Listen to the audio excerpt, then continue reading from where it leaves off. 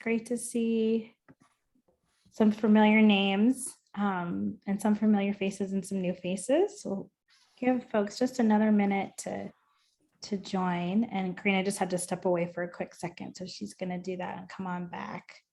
So we appreciate everyone being with us in this for our last Big Heart session. And especially if you're in the greater Northwest on a beautiful, beautiful summer day, which we have been patiently waiting for far too long. I'm going to go ahead and share a couple quick slides that we'll go through first before we have our fantastic panel today. So let me just share my screen and get things going.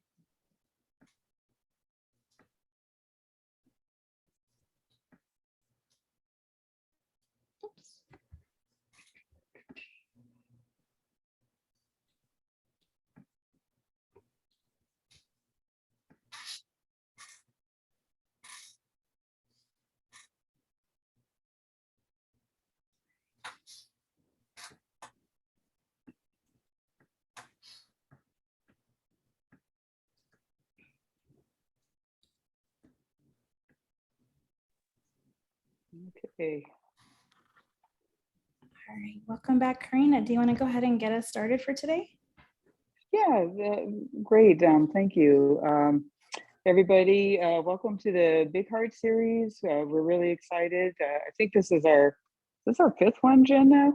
And we're excited to have our folks who've all been part of the Indigenous HIV/AIDS research training program to share their career journeys and from the beginning to where they're at now, and just really honored to have everyone here. So thank you for joining us. I want to pay our respects to the Indigenous people of the land back in Seattle, especially the Duwamish and Muckleshoot and all the Coast Salish peoples of that region.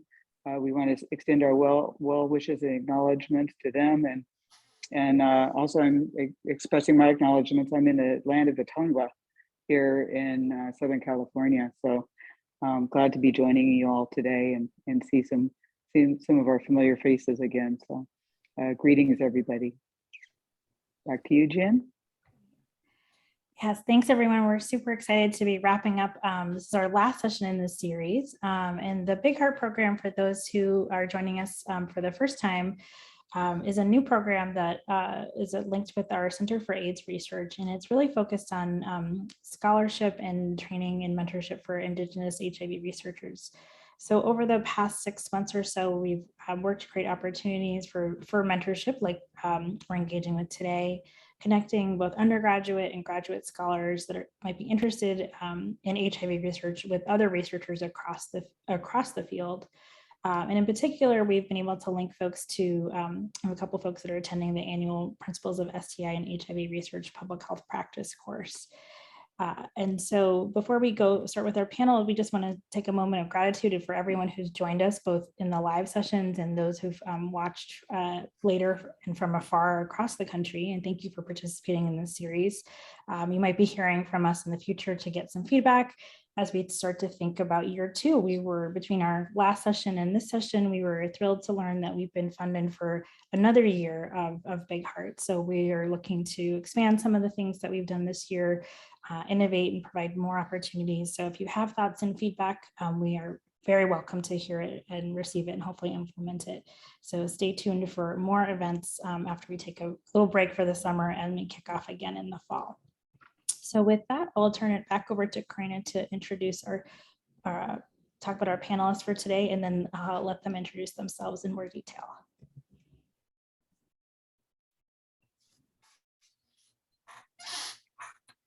Hi guys, I'm back. We're very excited to have our panelists today, and we have a big group, so I'm excited. Everyone's been in some way, shape, or form part of our Indigenous HIV/AIDS research training program. We're now in I think our 12th year now, and so it's a real honor to have people be able to come and speak to their experience. Some new and some not so new to the IHART series. I'd like to introduce Dr. Ramona Beltran, who is here with us today from University of Denver, and she is a renowned researcher, has extended her work into HIV/AIDS research as well, but she does a lot of work on land-based healing and community, and I'm going to let her introduce herself further. And Dr. Roberto Orellana, who is also with us as well today, who's got extensive research and ties to his home community in Guatemala, and has done extensive HIV research over the years. We're fortunate to have him as a new IHART fellow this year.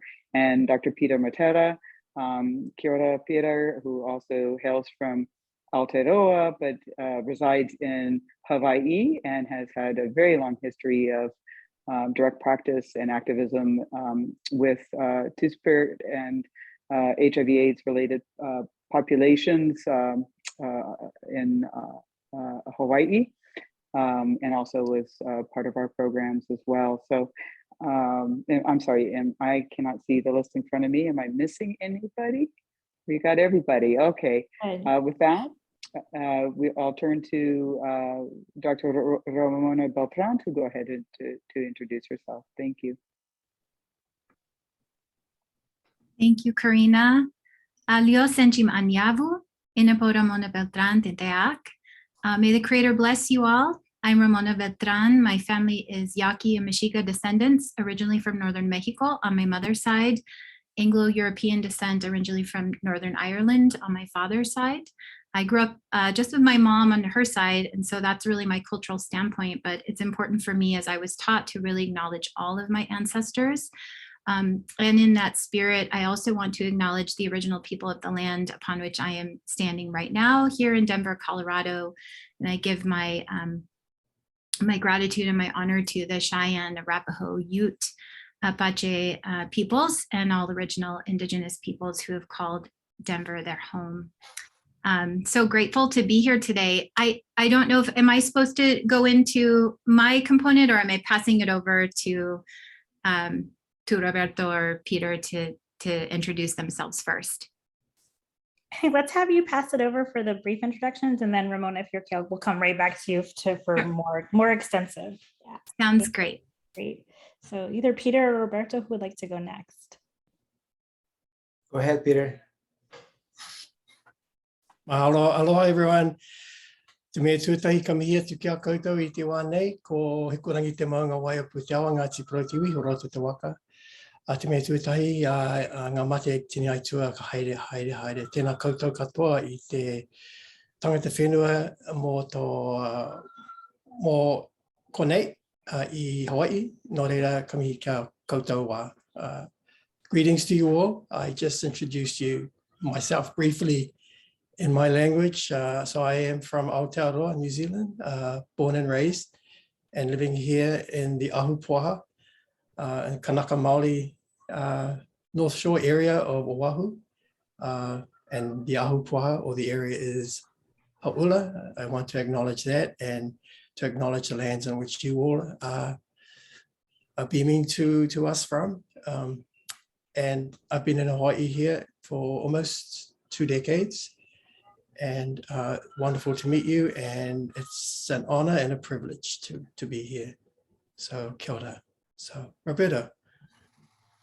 Hi everyone, Roberto Orellana, and yeah, it is an honor to be here today and hear my dear friends talk about their journeys. I am Indigenous Maya Cachiquel from Guatemala, where I was born and raised. And I moved to North America as a teenager, along with tens of thousands of other people in the 80s due to political conflicts in Central America. And eventually I became an academic. And I've been fortunate to go back to Guatemala as well as Southern Mexico, Peru, and work with Indigenous communities in Latin America, as well as here in North America. So nice being here with all of you. Excellent. Thank you all so much. I'm wondering in this sort of next introduction, if you could tell us a little bit about your journey to sort of through to academia, and particularly how that has led you to be working in any aspect related to HIV science. So Ramona, please start with you. Sure. I want to first acknowledge Dr. Walters as my mentor. And it's really such an honor to come back and share space and you know, to just be a part of the legacy that you have created, Karina, just means a lot, as well as Bonnie Duran and Tessa Evans Campbell. Just want to acknowledge your leadership and your mentorship and all of the seeds that you've planted. So thank you. It's such an honor to be here. So I thought it might be interesting if I started with a poem that was written by youth who participated in a culture-centered HIV prevention curriculum that I co-developed with some organizations back in 2014, but we did the workshop in 2015. So this is a collective poem written by about 23 Native and Indigenous Latinx youth. And it was sort of their reflection and culmination of what it was like to participate in a culture-centered HIV curriculum that was by and for them. We rise up to find balance within the medicine wheel throughout this journey of life. We rise from the monster we call fear because we have nothing to lose but our chains. Indigenous youth rise up for change. We rise up. When we rise, we resist. When we resist, we heal. We are healing. We rise up. Protect yourself, your body, your health. Our bodies are a gift. Our bodies are sacred. We rise up. So like I said, this was written by a group of 23 Indigenous youth, and I'm going to come back to it. I'll do a little bit of a circle for my journey in this process, because you will see it really went in a circle. So I'll tell you a little bit briefly about my journey of doing research that's related to HIV, but I thought I should start from the beginning.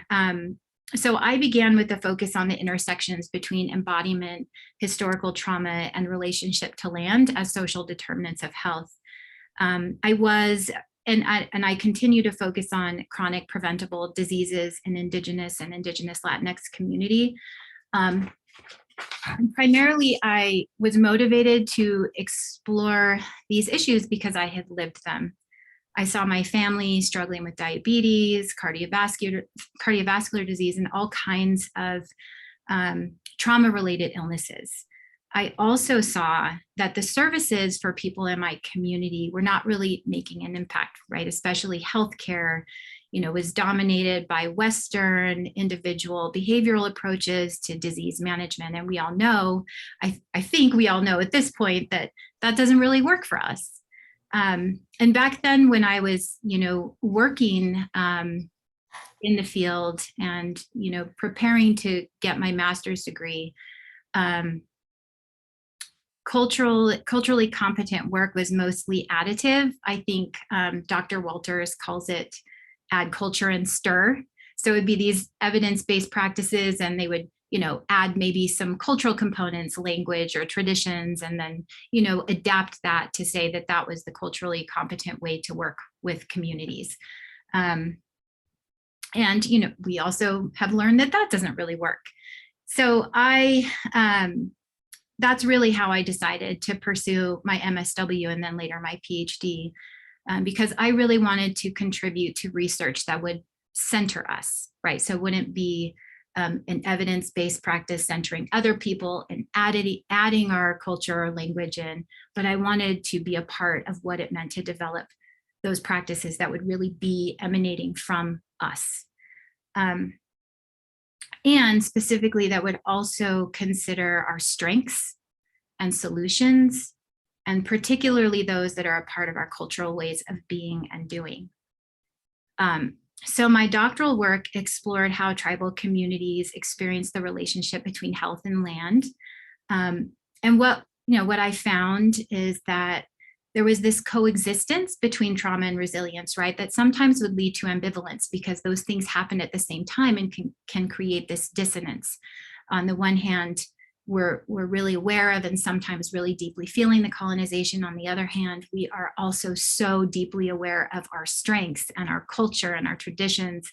But right in between those places, between both of those sort of dissonant experiences, there's this kind of opening of possibility.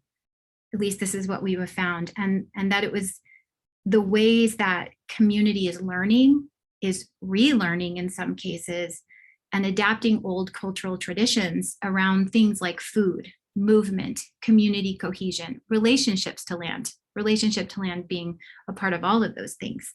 And sometimes they're creating things completely new. And that's beautiful, right? This innovation and generativity that's part of Indigenous communities. So this is where I come from in terms of how I pursued higher education. But I want to say that even though my interest and experience was in these areas, I have, or I hope that I will always be a source of support for community for whatever their most pressing needs are. So I hope that I will go wherever community directs me to go. I hope that that's a relationship and you know, just a presence that I've cultivated, because ultimately, I really believe that my ancestors, you know, paved this path for me, opened these possibilities for me to be a source of support to community. So that kind of brings me to how I started to get into HIV prevention research. So I started my job as an assistant professor at the University of Denver Graduate School of Social Work in 2012. And you know how Native and Indigenous communities are really small. Some folks knew I was coming before I even got here, and I would run into people at ceremonies or in community, and they were connected to my ceremonial communities in the Northwest. So, you know, before I knew it, I was kind of plugged into community here, which is such a beautiful part of what it is to be Indigenous, I believe. So before I knew it, I was invited to come to an organizing meeting with a group of nonprofits that served both Native and Latinx and Indigenous Latinx communities. Denver is a really incredible urban space where there is a lot of solidarity, collaboration, and partnership between Native and Indigenous Latinx communities. It's been a really beautiful place to be a part of. And so this meeting was with a group of nonprofits, and it was to plan for their annual Rise Up HIV prevention event, which had been going on for 5-ish years before I came. And it was focused on Native communities and women and girls specifically. So it was an annual event held with a local spoken word organization. And this meeting was to plan for the event. And since they knew that I was a professor and I had access to students, they said, hey, can you use your students to do a survey for us? We really want to know how people are engaging with this event and what else they want from us in terms of HIV prevention, education, or access. So we did a survey like they asked us to do. And we found out that the community really wanted more in-depth HIV prevention education for Indigenous youth. So together with those same organizations, wrote a grant, and then that was funded the next year. And we spent that following year developing a culture-centered HIV prevention program. And I want to say the program was pretty intensive. It was 4 days over 2 weekends in a summer. It was full days. It had pre and post surveys of over 100 questions and a follow-up interview, in-depth interview. Out of 25 youth ages between about 14 and 21 that participated, 23 stayed and did the whole thing. And we know that it's a pretty small sample, but that 23 of the 25 youth stuck around for the whole entire thing, we thought was really a big deal. And we found that, you know, we had some pretty big takeaways.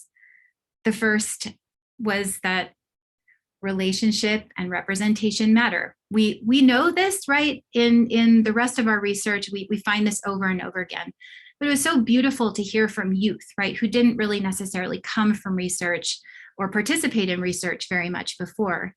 And they said things like, just being with other youth was amazing. It was wonderful. Another youth said, I feel like it's a really spiritual thing you can connect, or where you can say, oh, I have such a big connection with this right now, that everything that's going around me doesn't matter. All that matters is how I feel about my culture and representing myself. So those are just a couple of, the kind of big takeaways. And one thing that was really important for us as well was that every single person who was a part of the research team, the facilitators, and volunteers all identified as Native or Indigenous Latinx. And so we know that it mattered to the youth because they told us afterwards, and they stuck around, right? They stuck around because people looked like them. So I won't get into, what we found so much in the data. I could, though, if you want a little bit more description of that. But one thing that we came back to that we didn't actually plan to evaluate was how the youth sort of became indigenized. So folks who maybe just identified as Native when they came in, when they were finished, there was more specificity in how they had identified their tribal nations. For folks who maybe identified as Latinx before, they at the end also identified with their original lands and original people at the end. So there was this process that we didn't necessarily know, we didn't plan for, but it was a part of it because we tried to root everything in cultural traditions, and various cultural traditions represented from people from this area. And this was really important to the community when they asked us as part of our reciprocal process with them and doing this research.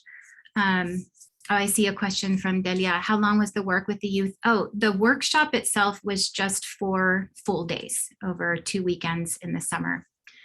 So in the summer weekends too, that they stuck around is kind of a big deal. So we took this back to the community members who had asked for us to do this. So those nonprofit organizations and then stakeholders related to them, they wanted us to do a decolonizing research capacity building training with them. And so we did that. And part of how we trained them was to take some of this data back to them and share some of our reflections.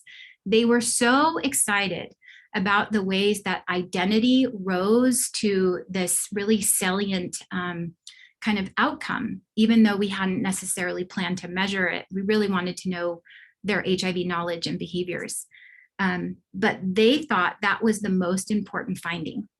What's interesting is we took this to journals. We submitted, these findings to journals and got turned down over and over again.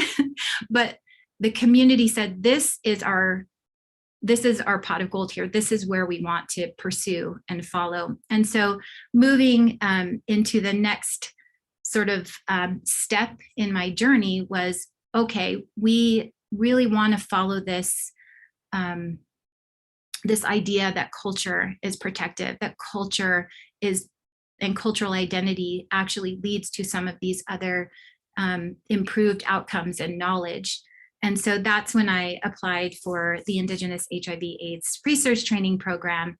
And we basically wanted to focus in on traditions, on cultural traditions as protective, and look at what specifically within those cultural traditions is protective, is educational. So that's how I got to be a part of this project and or this training program, and I'm so grateful for it. And again, we found that teachings related to cultural identity were salient, where healing was happening through the relationships in the community, that representation, getting education from people who look like you, who sound like you, is also really important. And that's really the path that I took. I was invited to a meeting and told to do something and then pursue this, and then folks wanted to pursue this further. And so I am just really grateful that folks invited me to be there, to ask questions, to explore this. And yeah, just to be a part of community learning about this, and particularly really focusing in on the things that we do already that are protective, the things that we do that are nurturing. So I'll end with that. I see a question again from Delia. Yes, we have been able to publish this actually. So I can actually put in a link. I have a publication from an open access journal that I can share with you specifically about that. The Indigenous Youth Rise Up project. So I'll end with that. I hope I didn't take too long. Thank you. Well, Ramona, thank you. That was wonderful, and that was wonderful, and that poem to start off with was beautiful. Thank you so much for sharing all of that with us, and definitely put the link to the publication in there if you can. So I'm sure folks would be interested in seeing it, and I appreciate folks who've taken the initiative to put questions and comments in the chat. So feel free to do that, and we can have our speakers either answer as they go along or circle back to them at the end as well. So maybe Peter, would you like to go next and share? Sure. Okay. So maybe I should start with where I'm at now, and then my journey will go back and and then go forward and move around. So I was interested as I was just thank you, Ramona, great to hear your journey. I was interested because I'm here on the island of Oahu, right in the middle of the Pacific. Well, not exactly in the middle. And just how many who are here today have actually been to the Pacific Islands, or in fact, even been to Hawaii, or have an understanding of what life is like living here in the Pacific. We're the only state that's not actually connected to the continent. So, I mean, if you just want to sort of give a thumbs up if you've actually been to Hawaii, or you've been to the Pacific, or or you have some understanding of what it's like to live in the islands. Oh, so we have Marcus and Susan, so a couple of you.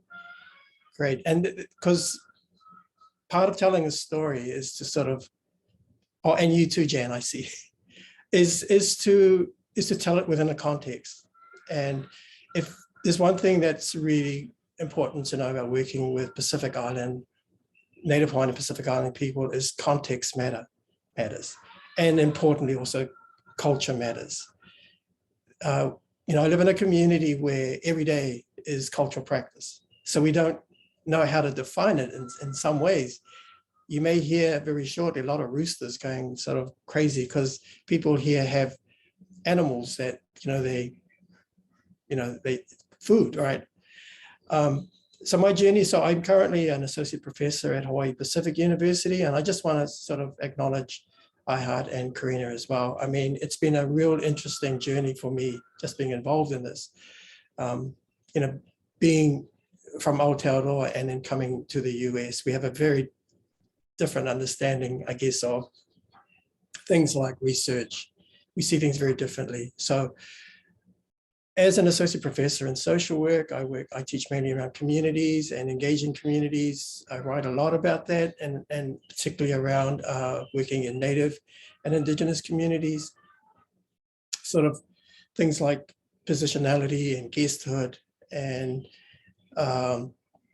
honoring tradition, and what does it mean for us as researchers as we engage in minority in communities where they are the minority, and within that minority community there are minorities as well. So I work, and my interest is in working with Native Hawaiian and Pacific Island transgender youth, and in the area of HIV and substance abuse as well as addictions.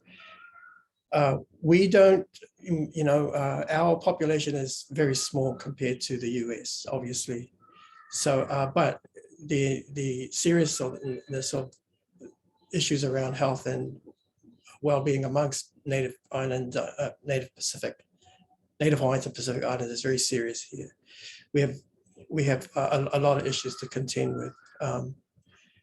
And one of the things that Ramona said is really important here too, and that is the strong, profound connection we as Pacific Island peoples and nations have to the land, or Aina, as is referred to here in Hawaii, and the ocean. And that's really critical. Life pretty much on these islands is all about keeping those things in balance. I have also interest in other parts of health, which are more around economics and the economics of Indigenous well-being. And I recall when I was first talking with Karina, and it was like, because that's where I was interested in, and it was like, well, IHART is not really looking at economics, and I said, oh, okay. But that's still there, because I believe that particularly amongst my experience working with Native peoples is until we can actually take sort of control of our economy, then we will still be beholden to governments that have a history of oppression. Jen, I don't know if it's okay if I can just share a couple of slides just to give you context of where I come from. Is that okay? Because I know I didn't think I would do it, but I was thinking if you wanted to know a little bit about my journey, I wanted to share with you. So if that's okay. Absolutely. I think Anya, hopefully, oh, good, you have permission. Please go for it. Okay. So I wanted to share with you, where is it? My journey. So this is where I come from. If you can look to the right-hand side, you'll see a map of Aotearoa of New Zealand, and that little red dot you see in the far right-hand corner is where I grew up. And in my culture, we acknowledge our mountain. So you will see my mountain, which is called Hikurangi. We acknowledge our river, and that's the photo on the right-hand side of that. That's my river Waiapu. And then you'll see in the bottom left-hand corner what we call our marae. Those are places that we pretty much conduct all our social activities, birthdays, weddings, any occasion. And I'm sure, I know Karina's been to Aotearoa many times and visited marae. These are my marae. I have many. I grew up in a very small rural town, and genealogy and whakapapa is very important to us. And in the middle is not even a tenth of my immediate family. So those are, that was taken a few years ago. And that's one of my other marae. And so relationships to land and to my community and my people are very important. For us, growing up in the Pacific, ohana, family, aina, which is family, are so critical to what we do. It's all about relationships. I wanted to just share with you a little bit about my growing up and how I grew up. The importance of spirituality in all I do, whether it's research or whether it's teaching or whether it's in my practice. We call it wairua in my language, and wairua is about your connection to past, present, and future, ancestors, as well as future generations. And so we were taught to karakia, which is to give daily thanks, which is what I did before coming on, because I was telling Jan how nervous I was. So I grew up surrounded by that with my mother, my father, my grandparents, all instilling in all of us children. Identity is critical. To know yourself is so important. And we were taught, to be proud of who you are. So I'm Ngāti Porou, that's my tribe, on my mother's side. And I have many other tribes as well through my dad and also through my mother. The stories that were told to us, so I very much like storytelling, and storytelling is a very central part of my research and data gathering.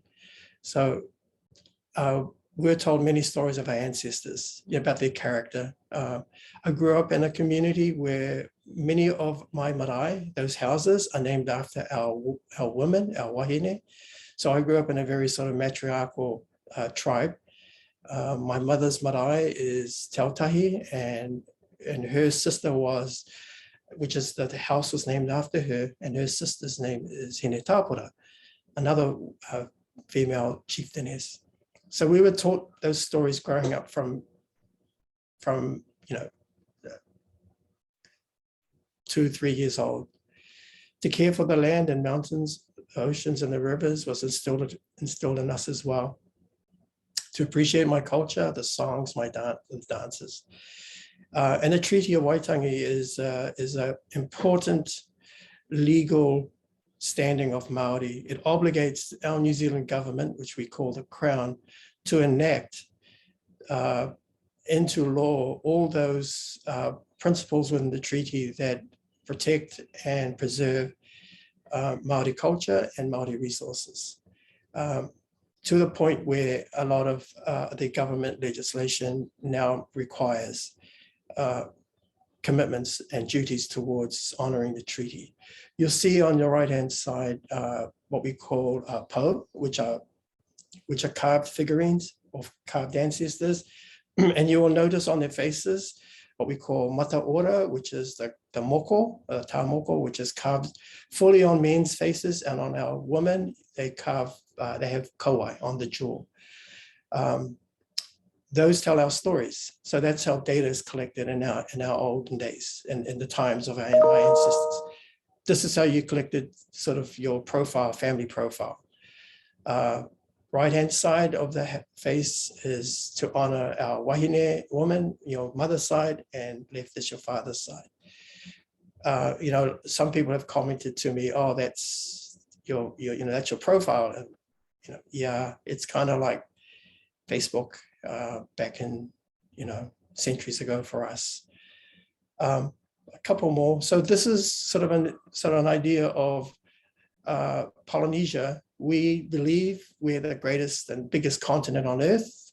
The sea doesn't divide us, it connects us. So within that triangle area, you have considered the 8 Polynesian nation islands: Hawaii, Samoa, Tonga, Aotearoa, Tahiti, Marquesas, and Rapa Nui, as well as Rarotonga. It's a huge landmass, 62 million square miles. We were ocean navigators, sailors, and so we were very competent, and still are today, with the hukulea, traveling and circumnavigating the Earth. Polynesians were known to trade with Asia, with Taiwan, Japan, and even with Chile. We were ocean-faring traders and entrepreneurs, and I also wanted to put sort of the Compact for Free Associations as part of this as well, because that's the connection to the United States with its agreement with those Micronesian nations, which include Palau and Chuuk and many of the others, if you're interested. So this is where I work in Honolulu, and I am actually living, as I said, in the Ahupua'a of Ha'ula. For those of you who don't know, Hawaii is the most northern of the Polynesian islands, colonized and annexed by American businesses in the late 1800s. Today, Kanaka Maoli, or many Native Hawaiians, believe Hawaii is currently illegally occupied, and it is considered a sovereign state. It's probably the most culturally diverse state in Hawaii, and known for its aloha spirit, which should never be confused with the sense that Hawaiians, aren't resistant to colonial forces. And the aloha spirit sometimes gets confused with hospitality. Hawaiians are very, very grounded in who they are and very adamant about the expression of their culture. I wanted to put up this final slide just to show you how my research and how my science journey is all connected. The Hawaiians have a wonderful understanding of intergenerational systems or intergenerative systems, ecosystems, which they call ahupua'a. And the ahupua'a is the land that sits between ridges, mountain ridges, all the way down to the ocean. I mentioned to you, I live in the ahupua'a of Ha'ula. So to my right-hand side of me is the community of Lightyear, and to the right side of me is the community of Punalu'u. And so I live within that the range that sits between those two communities, and it goes all the way to the ocean. And there is a very important sort of connection that whatever happens in the mountains will impact the ocean, and whatever happens in the ocean impacts the mountains. It's a very sustainable system of food production, environmental protection. It's where all ancestral knowledge is practiced, and it provides economic security and benefits for the local community. Just wanted to share that with you. So that's kind of like where I'm at right now. Because of COVID and a lot of other issues happening here in the islands, there's a lot of our numbers are still continue to fluctuate. So we are still mandated in certain areas to social distance because of the need to protect our kupuna, our elders. And so undertaking qualitative research can be a little challenging, particularly as people here in Hawaii, prefer to meet you face to face. And so I'm sort of navigating through that. So I'll stop there. I don't think I have anything else to add. And yeah, so that's me. So aloha. Thank you so much, Peter. That was beautiful, and I really appreciate. Always love seeing photos from all over, and especially that are part of people's journey. So thank you so much for sharing that.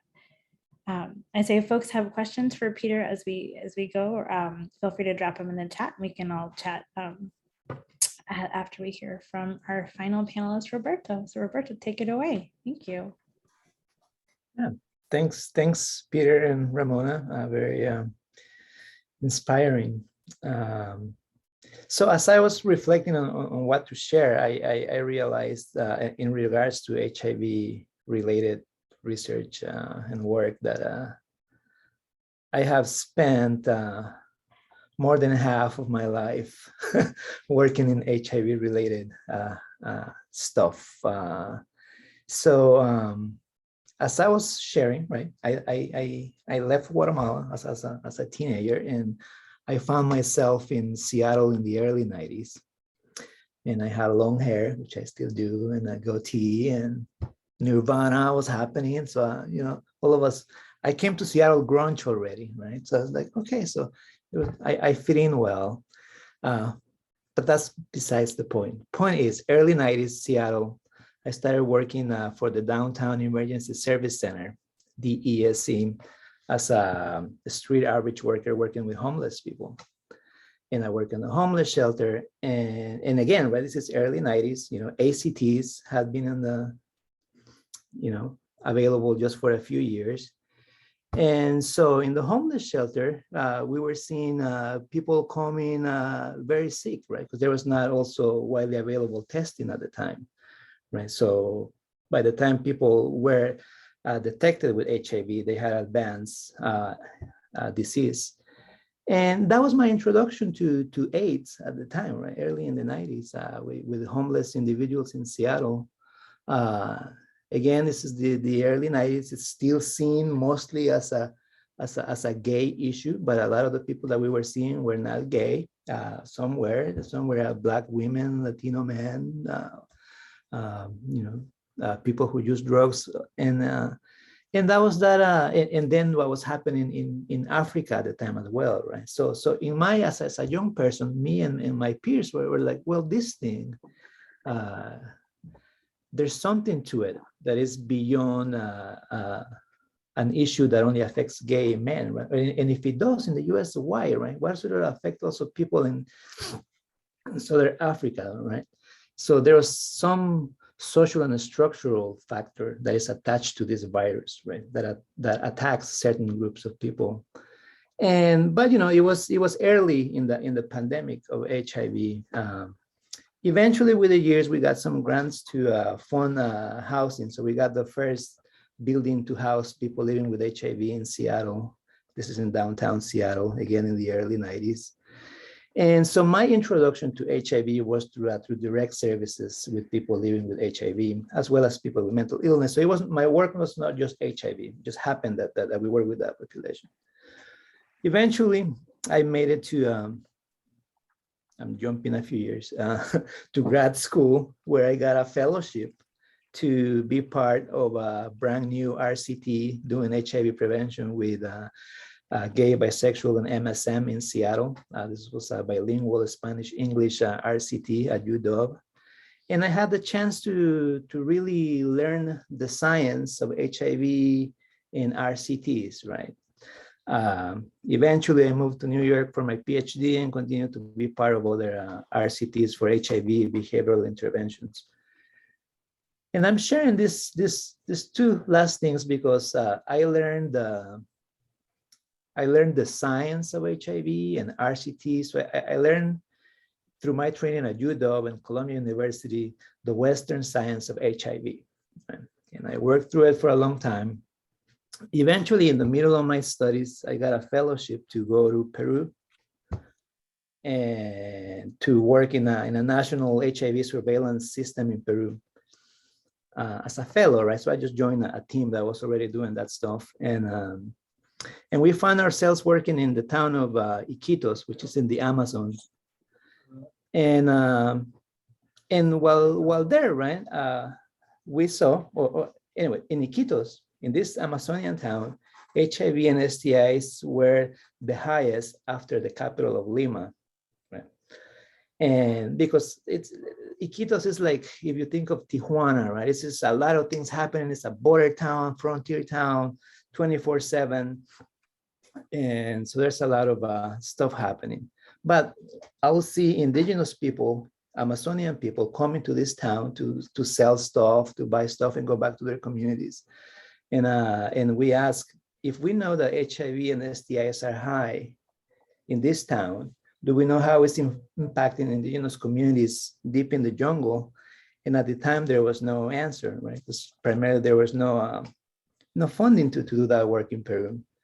So that led to a group of us applying for a grant that we eventually got. And so I moved to the Amazon for a year and worked with indigenous communities there for a year, doing a lot of mixed methods research, qualitative work, as well as quantitative work, a lot of community engagement, obviously working with community leaders, traditional healers for many months, right? So I and our team we're not gonna go to a community and say, we're here to do HIV testing, right?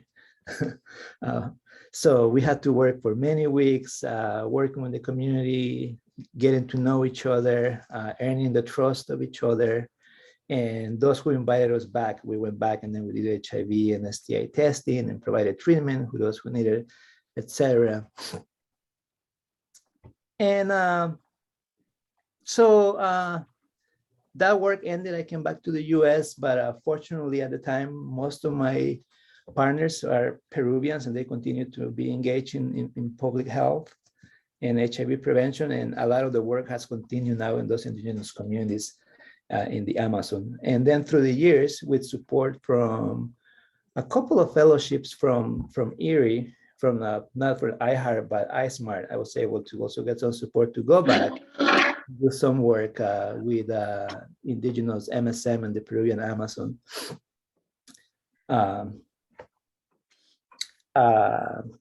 So many years have gone by and I continue to do work. And for the past 6 years, I've been the PI of the National HIV Behavioral Surveillance System, which is the arm of the CDC that does HIV surveillance in the United States. So I co-lead with Tim Mensa, who was here earlier, the Portland, Southwest Washington arm of that study. So I've had the chance to be in direct services, doing surveillance, doing qualitative, quantitative work. And I guess the point that I was making earlier that I was trained in Western science is that now that I have been able to go back in working with communities. And I also had the chance to go back to Guatemala and work with indigenous communities in my town and my village and other areas of the country. That we have or have been able to reconnect with my community and with that ancestral knowledge, in that we've been able as a group to recognize that what I learned in academia and Western science is super useful and very important work, but it's not the only way of doing things. And so in working with community, we have been able to combine Western knowledge with indigenous knowledge and come up with the strategies that work better for that community. So we are not in the business of rejecting all the good things that Western science have provided. I take Tylenol and Advil from time to time, and so there are some good things, and we continue to engage with the community. One of the greatest things of working with community has been one example in Guatemala, and working with indigenous gay, bisexual MSM, is that after many years of working and coming up with some strategies based on traditional healing and indigenous knowledge, is that we came up with a prevention program, and that we applied to NIH for support to test that intervention. And NIH didn't buy it. But the great thing about working with community is that the community said, well, we're not gonna wait for you, Roberto, or NIH. We came up with these ideas already. So they've been implementing it now for the past few years. And I continue to learn from them, and that's one of the greatest things that I have taken away in doing community-based work, is that I mean, resources are needed, but when they don't come from us, from academia, if the community has the knowledge and the means to do that, they will do it, and that's been a great thing. Let's see what else. My next steps in here is continue to work with this same community of indigenous MSM in Guatemala. We are right now working together on designing and then pilot test and intervention to reduce HIV related stigma. So this community faces multiple stigmas due to being gay, to being indigenous, to being poor, to being uneducated in a society that values Western education. And so we are working together to develop and test a stigma reduction intervention in that community. And that's what I'm putting a lot of my efforts these days, is in making that happen. And we're going to apply for some funding from NIH. But again, if we don't get it, we're still going to implement many of the good ideas. And I'll stop there for now. That's my journey, part of it. Thank you so much, Roberto. It's great to hear that. It's been a pleasure for me to get to know Roberto a little bit since joining the UW, but now I get to hear more of his story today, which is a special treat. All of the stories. So maybe we can take a moment, and for those who are in a place that can or want to come on video, and it's okay if you can't or don't want to, but to open up to questions from folks in the audience, and you can raise your hand or put things in the chat. And Roberto, it looks like we have a new MSW student who's coming in the fall, which is great. Yes, welcome. Welcome, Sarah. Thank you. Yes, I'm super excited. I currently work at Fred Hutch, which I'll also be working at the Hutch in the fall when I start the program, but I'm really glad I could catch this panel today. Really in alignment with my research interests. So thank you all. Great. Yeah, looking forward to having you in the school. And may I just respond to one thing that you said, Roberto, which I think is really, really important as an Indigenous researcher. And, when, your point, because it's kind of like the experience I came from in Aotearoa to Hawaii, where everything was researchers get a grant, whether it's state or federal, and that sort of defines, or that's considered legitimate research. But what happens when the community says, no, we'll do it our way. And then you want to continue to support that community. So in some ways you go from a researcher to almost like a co-conspirator for the community, you know what I mean? So you gotta be really sort of, you gotta know what that means and understand sort of the ups or the, how that might be a real challenge at times, where you go from this, that in some ways Indigenous research is kind of always political, there's always that political element. And thank you for sharing that, because it made me realize too that here in Hawaii, that happens a lot too. Communities just can't wait, for the grant, for the research, the university to get itself moving. It's like, well, we'll do it, we'll figure a way, So I just wanted to respond to that. I thought, yeah, that's really important to acknowledge. Thank you. One of the things I'd like to just highlight from all of your presentations is that the value and importance of co-reciprocal, co-learning that we do together. That this isn't about we're the experts or anything like that, but rather we have some tools, community has tools and knowledge, and when we combine these things together, if it's on the terms of the community that it makes sense to the community, then you've got a good partnership that starts to bloom. And same with our fellows for our programs, we all bring gifts to each other. It's kind of like, Peter, kind of like, the elder sibling, the younger sibling, it changes sometimes depending on the situation.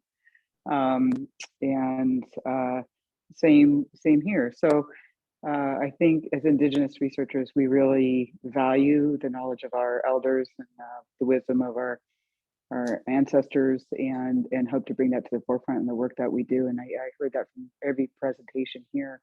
So I just wanted to really acknowledge that. And then last thing is we can be creative. And because community is going to go and do what it needs to do to take care of itself. It's not going to wait around from some outside imperialist force if it's not going to suit their needs. And at the same time, I think we can find creative, generative ways to support that work and that effort. And sometimes there's tensions between the university and the community, but as Indigenous scholars who are working within some of the university systems, I know that we've done very creative things to make things happen. So for example, Choctaw Nation wanted to do this project. We had less than 6 months to get it off the ground and going. They asked me to help lead it. We had no money to do it. And so I said, well, I've got a little bit of my professorship fund. So I set that aside. And then Choctaw Nation matched it. And what they did is they didn't send it as a grant, they sent it as a gift. And we were able to launch our pilot work on that effort. So sometimes we can put our heads together and come up with creative ways to find some funding when it's appropriate for that partnership to flourish. And out of that work, we ended up getting funded and getting a project funded for 7 years. And now the tribe wants to sustain it. And so we're looking at ways to sustain it. So that's the other thing, is when we go into our communities and we bring this opportunity forward, we really need to be thinking about sustainability. How does this continue? So it's not just a typical, drop and sweep kind of thing that universities tend to do in our communities. So as Indigenous scholars, I hear from all of you that this is goes well beyond university. It's about our commitment to our people and our communities and living the life that our ancestors intended us to. So I appreciate everything that you guys shared today. Thank you. And I'll just say also, and often the work is also, in our case, we tend to focus in this case, right? We're focusing on HIV because it's the larger main topic but it goes beyond that, right? So when we talk about interventions in the community, sure, right, it's an HIV prevention, but the whole idea is to increase social support, to increase community this, to increase this, to bring more of the elders. So it's really beyond the one specific topic that we often focus on from a Western perspective. So sure, we call it an HIV prevention intervention if we need to call it that for the grant purposes, but usually the intervention goes beyond that. So not to bring the whole idea, the often it's become a slogan of our holistic, but it is. I mean, it's beyond that. It's more about community building. And I think I'd like to share something that has really been a joy for me over the last few years is really changing the way that I think about the way that institutions tend to teach us about what it is to become a scholar, to become an expert in something, and that, you know, your status and esteem is associated with your expertise. And I've really found that I thrive when I think of myself as a learner and not an expert. And that way, I mean, I think it just really changes our relationships. One, because it's true. There's too much to know, and I'm constantly learning new things. And with HIV science, there's constantly new, new things that are being discovered and practiced in all different kinds of communities. And so when I work with community, I really think of them as the experts, and I'm a learner. Trying to support them in their expertise as they work in community. And I think it just really changes the dynamic. There's such ease in the work that we do then. And not only ease, but joy, you know. And so I just really wanted to share that as something that I've been really thinking about a lot recently. And, you know, I'm really lucky to have mentors that have encouraged me to think about being in relationship to community in these ways. So it has, I haven't felt the same kind of pressure that maybe colleagues who are really trained in very positivist kind of approaches, mainstream research approaches. So yeah, I wanted to share that. Joy, ease, being a learner all the time is the coolest thing, right? We get to be students forever, and it's kind of amazing. So.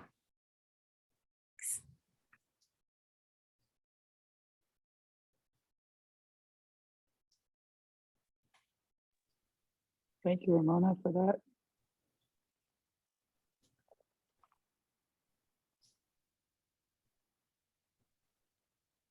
Do we have any other comments or questions from people who are here online participating?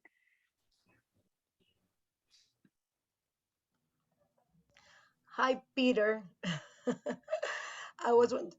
You were saying that you don't talk about research in your community, or that you have a different relationship to that. So when you do your research in quotation mark, how do you talk about it with your community?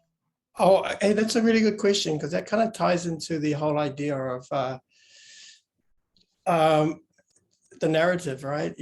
How do, like, and I think Ramona and Roberto have kind of, like, when you engage with community and you're doing a research project, whatever you're doing, question is, how do you communicate that?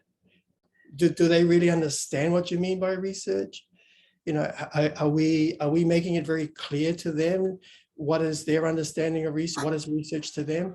Because the communities that we typically work with, certainly here, are very mistrusting of institutions like universities. And in a sense, you're part of that. And I was interested in what, you shared, Ramona, about, this idea, that being the learner. For us here, it's about how do you engage, how do you approach the community? And one of the projects we've been working on here is this concept. It's an English word, but it means this idea of guesthood as an ethical consideration for decolonizing research. what that means, and that's not my, those aren't my words. That's a scholar that I've been working with from England. Oh, you know, what I mean by that is, how do you engage with the communities that you're doing research with? And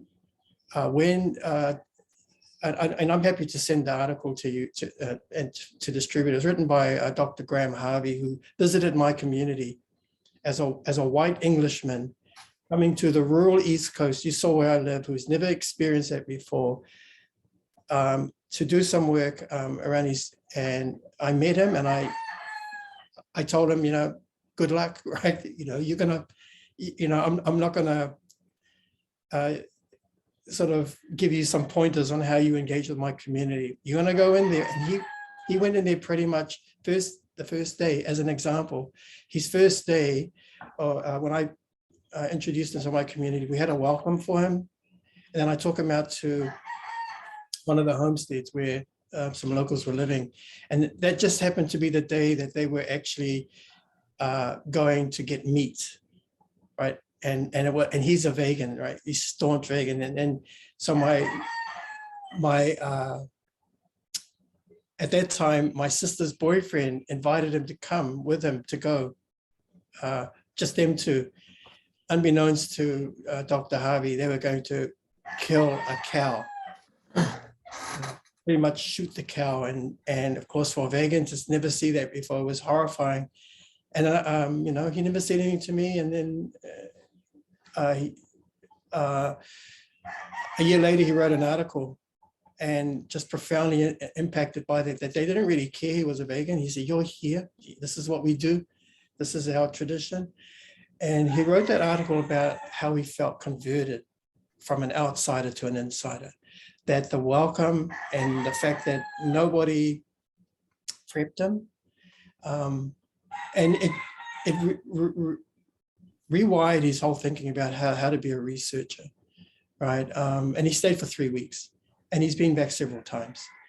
I'm very conscious of how I engage with communities, and I don't really use the word researcher, you know, and I'm always aware that power is really a part of the relationship, because you know, they know you're a university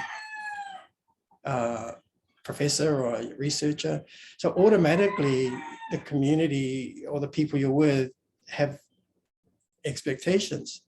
The question I think about is, how do I let them know I'm here to learn? You know, how do I I don't even know what the right word is. It's almost like, how do I decolonize that space for them? Because we got to, you know, our Indigenous communities are colonized as well. And sometimes when you go in there to try to be who you are, they're still in that mode of, you know, I don't trust you. I don't trust the university. You know, I don't trust, you know, what you're saying. And it's a process, right? It takes a while. When I went back to my community to do my study on alcohol, drinking on our sacred places, which was our marae, I studied alcohol and its impact on how we define tradition. It took me 18 months, or it took 18 months for me to feel comfortable just going back to my community to start to sort of engage in sort of the collecting of data, because people didn't even trust me going home, right? And that's one of the things I said to Dr. Harvey. I said, it's interesting, I didn't think about the welcome protocols of us welcoming a visitor, a guesthood, as converting you to being a local, because now you come to our marae and you do what we do. You wash dishes, you clean the toilets. You might be you could be the president of the United States, but if you're welcomed onto our marae, somebody's going to throw you a tea towel to go and wash the dishes. There's no, you know, it doesn't matter who you are, we equalize that way. And one of the things I said to Dr. Harvey was,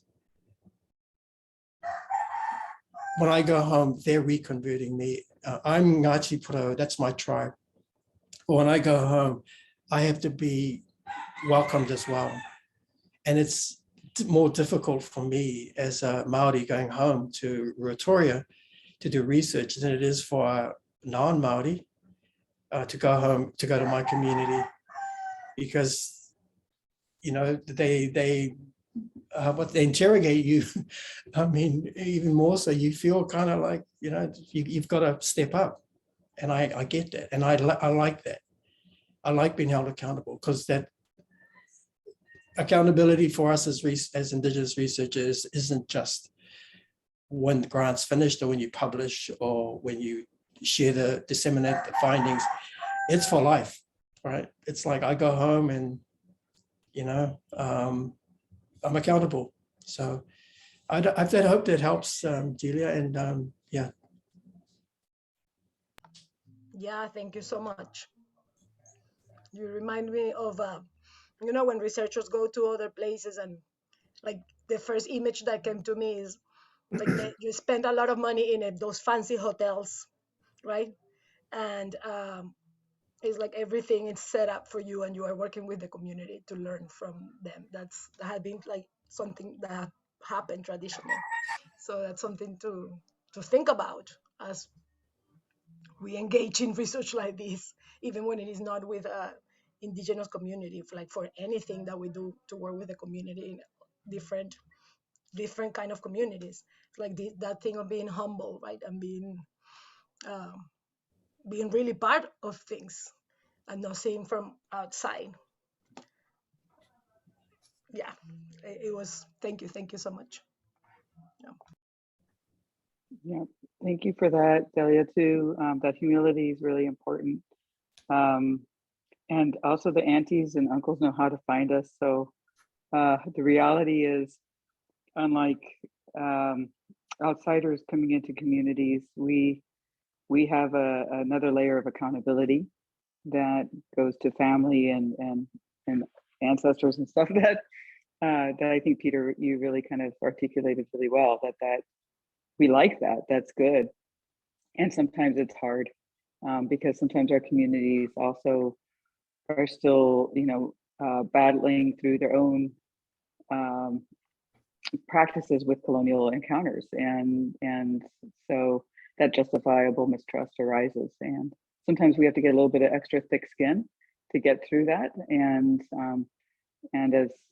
hold ourselves with integrity and grace in that process, and then generally we can move through really well. I think Ramona's reminder of being a learner and keeping that in mind throughout really helps to facilitate that process. Roberto, also, I wanted to thank you too. Thank you to Ramona, Roberto, and Peter for being amazing panelists and sharing their stories and sharing their wisdom with us today. And I wanted to remind you that this is also available. This will be available online. So we'll have many other Native community members who are going to have an opportunity to hear your stories and share your words with them, even if they weren't live with us today. So thank you for sharing, and we really wish everybody well and look forward to our next series. Any final closing words from each of you? Ramona? I will just offer my gratitude to each and every one of you for being here, for the work that you do, for the communities that you're a part of, and for giving me this invitation and opportunity to share with you and to learn from you tonight. What an inspiration, Peter, Roberto, always so good to see you, and Peter, so nice to meet you. So with that, I'll just say thank you. Liosem Chiokwe Utasia. Thank you as well. It was an honor to learn from you and to learn from everybody here. Thank you. Same here. Mahalo, kia ora. Thank you so much. And it's a pleasure to be a part of the panel and also to meet you all. And please, if you ever this way in the islands, you know, as we say here, you know, like, let's meet and talk story. Sounds good. That sounds perfect. Until we meet again, and in Choctaw, we don't say goodbye. We say chikisala chike, till we see each other and talk story. So thank you, everybody, and wish you all safe and healthy times for you and your family and your communities. The next steps forward. Yeah, okay, thank you. Thank you, everyone.